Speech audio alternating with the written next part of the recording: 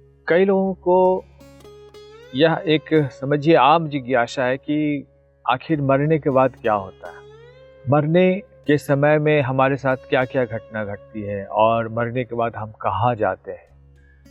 ये एक ऐसा प्रश्न है जो सारे दर्शनों को पढ़ लीजिए, लेकिन बस आम प्रश्न यही उठता है कि आखिर मेरा होगा क्या?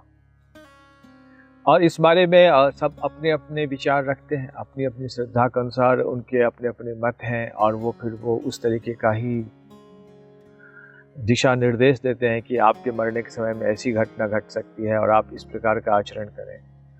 अपने सनातन धर्म में भी बहुत सारे सिद्धांत हैं, सूत्र हैं, लेकिन उन सभी सिद्धांतों को यदि गौर से आप अध्ययन करें और जो हमारे ऋषि, मुनि, योगी जन आदि हुए हैं, जिन्होंने सत्य का साक्षात्कार किया है, उनके साक्षात्कृत अनुभव जो उनका अगर आप अवलोकन करें, तो फिर आप कुछ निश्चित धारणा बना पाते हैं कि मरने के बाद क्या होता है।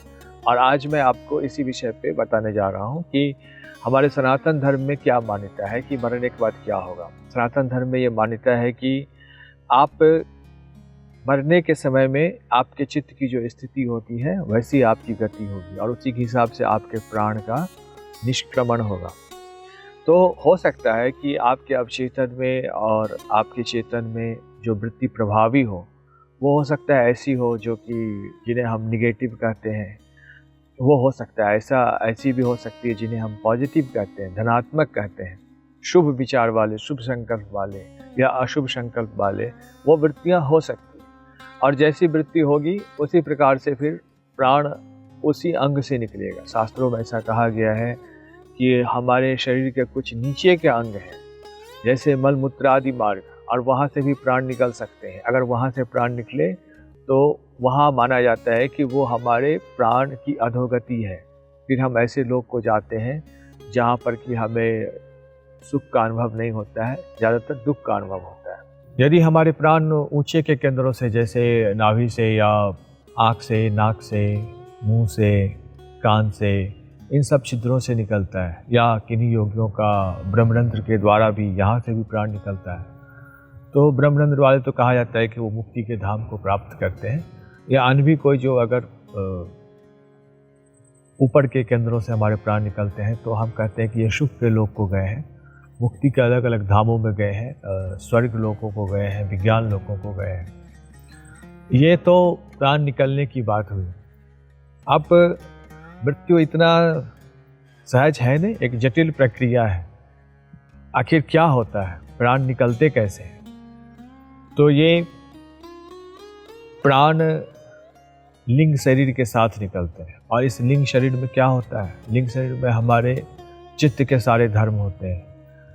जिस चित्त में आप जो अंतःकरण चतुष्टय है, मन, बुद्धि, चित्त और अहंकार, ये चारों अंतःकरण चतुष्टय एक साथ समाहित होकर के प्राण के साथ निकलते हैं। और प्राण जब उस चित्त के उन स्मरण के प्रति क्रियाशील होता है जो कि मरते समय में अस्तित्व में रहता है। मरते समय में अगर कुछ यादें रह गई, कुछ बातें रह गई, अगर कोई जीव प्यासा है, भूखा है, किसी से मिलने की इच्छा है, किसी को देखने की इच्छा है, तो ये सब इच्छाएं भी जैसे वहाँ पे कैप्चर्ड हो जाती है एक क्षण के लिए, और वो इन इच्छाओं के साथ ही निकल जाता है प्राण को लेकर के। और कभी कभी तो कई वर्षों तक, कई दिनों तक, महीनों तक ये इच्छाएं मृतक को परेशान करती रहती है, वो उनसे अलग नहीं हो पाता है। और ये बड़ा इंटरेस्टिंग होता है। मृत्यु के बाद हम अपने मन को रिसाइकिल नहीं कर पाते हैं। जैसे कि अभी जो हमारी चेतना है ना, वो सचेतन रूप से हमारे ईश्वर के द्वारा निर्देशित होती रहती है। हमारे हृदय में एक ईश्वर है जिन्हें हम जीवात्मा कहते हैं, जिन्हें हम अंतः स्थित पुरुष कहते हैं, हृदय पुरुष कहते हैं, चित्त पुरुष कहते हैं। और ये हमारी चेतना पे एक पकड़ रखते हैं, एक कंट्रोल रखते हैं। और इनके आश्रय से हम अपने भीतर में अपने आप को चेंजेज कर सकते हैं, कुछ रूपांतरण कर सकते हैं, मॉडिफाई कर सकते हैं, अपने चित्त को शमन भी कर सकते हैं, उसका उन्नयन भी कर सकते हैं, उसका रूपांतरण भी कर सकते हैं। लेकिन मरने के बाद ऐसा इसीलिए नहीं हो पाता है क्योंकि हमारे अंतःकरण के सारे करण अलग अलग जगह पे चले जाते हैं। अब जो हमारा मन है वो मन के लोक को चला जाता है, हमारा जो प्राण है वो प्राण के लोक को चला जाता है, हमारी बुद्धि बुद्धि के लोक को चला जाता है। अब ये सारे अंतःकरण एक साथ तो है नहीं कि उनके साथ अहंकार है, और फिर उन सब के बीच में हमारे ईश्वर भी हमारे साथ नहीं रहते हैं। ईश्वर जो हमारे हृदय से हैं वो निकल करके अपने धाम को चले जाते हैं, जो हमारे हृदय में ईश्वर रहते हैं। फिर बचता क्या? अब देखिए, हम टुकड़े टुकड़े में विभक्त रहते हैं, हमारा कोई एक अस्तित्व भी नहीं रहता है जहाँ पर कि हम अपने आप को कह सकें कि अभी हम इस लोक में हैं। हमारे पुराणों में तो कहा गया है कि ऐसी स्थिति में हमें भटकना भी कहा जाता है, जहाँ मान लो कि हम अपने कुछ ऐसे भोग को भोगने के लिए किसी नरक वाले प्रदेश में हैं, जहाँ हमारे कुछ ऐसे भोग भोगे जाने हैं जो कि हमारे कर्मों के कारण हमें मिला है, और या फिर हम पृथ्वी लोक के ही सूक्ष्म जगत में भटक रहे हैं क्योंकि हम यहीं से जुड़े रह जाते हैं, यहाँ के परिवार के साथ, किसी इच्छा के साथ, किसी कामना के साथ, किसी सगे संबंधी के मोह में हमारी चेतना हो सकती है कि कुछ दिनों तक भटके। कई योगी कहते हैं कि जहाँ हमें जलाया जाता है उस स्थान पे भी हम 1 बरस तक आते रहते हैं और अपना वजूद वहाँ तलाशते रहते हैं। इस तरीके से आप देखिए कि 1 वर्ष तक में वहाँ कौन आ रहा है? वहाँ वही आ रहा है जो भौतिक चेतना से जुड़ी हुई उस जीव की चेतना है, और उस जीव की और भी चेतना है जो कि दूसरे लोकों में व्याप्त है। फिर जब पुनर्जन्म होने को होता है तो फिर क्या होता है? पुनर्जन्म होने के समय में फिर ये सारे घटक एक साथ जुड़ते हैं। मन से हमारा मन के लोक से हमारा मन आता है, विज्ञान के लोक से हमारी बुद्धि आती है, और चेतना के लोक से हमारी चेतना आती है, आनंद के धाम से आनंद में ईश्वर आते हैं, और यह सभी मिल करके फिर हमारे अस्तित्व को, हमारे अहंग को रूप देते हैं। और जब हम इस शरीर को छोड़ करके जाते हैं तो हमारा अहंग भी एकत्र नहीं रहता है। हम स्वयं को कभी तो मन मानते हैं और मन के लोकों में भ्रमण करते हैं, कभी बुद्धि मानते हैं और बुद्धि के लोकों में भ्रमण करते हैं।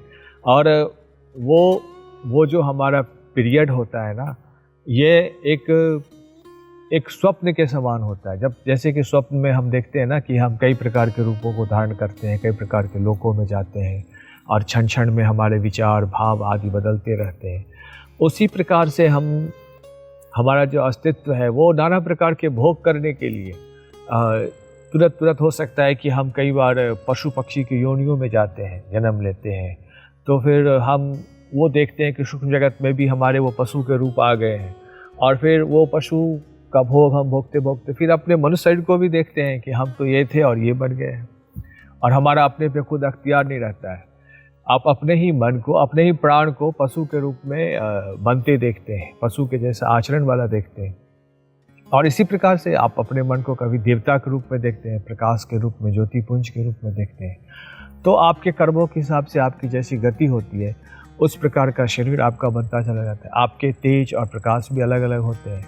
आप हो सकता है कि एक दिव्य प्रकाश वाले पशु हो जो देवता का स्वरूप है, और एक हो सकता है कि आप साधारण पशु हो जो कि असुर का स्वरूप है। तो ये आपके तेज पे, पुण्य पे और आपके संस्कार पे डिपेंड करता है, और ये सब मिलकर के सूक्ष्म लोक को हमारे लिए एक अजीब पहेली बना देती है। इसीलिए अच्छा है कि जब तक हम इस शरीर में हैं अपनी साधना के महत्व को समझें, और साधना के द्वारा उन सारी चीज़ों को प्रत्यक्ष देख लें जो कि मरने के बाद हमारे साथ होने वाला है।